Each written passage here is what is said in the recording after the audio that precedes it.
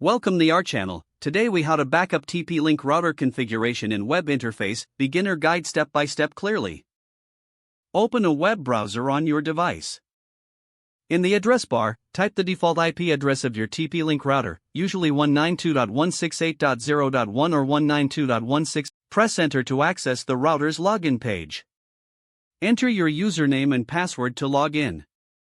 If you haven't changed these from the default, the username is usually admin, and the password is also admin. Once logged in, look for the System Tools option. Click on System Tools to expand the options.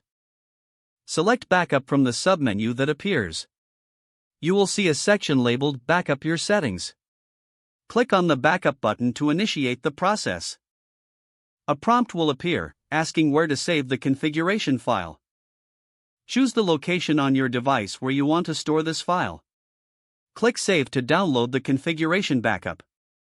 Your TP-Link router configuration is now safely backed up. To restore the configuration in the future, go back to the same System Tools menu. Select Restore in the submenu. Follow the prompts to upload your previously saved configuration file. Click the Restore button to complete the process. Now your router will reboot with the restored settings. You have successfully backed up and restored your TP-Link router configuration. If the page does not load, refresh the browser or try again in a private or incognito window. Make sure you are using the correct email address, then retype it carefully to avoid small typos. If your password is not accepted, use the reset option and create a new strong password you can remember. Check your spam folder for verification or security emails, then complete any requested confirmation steps. Enable two-factor authentication if available to improve account security and reduce unauthorized access risk. After signing in, review your profile details so your contact information and settings are accurate and current. If you see an error message, note it down and try again after restarting your device and internet connection.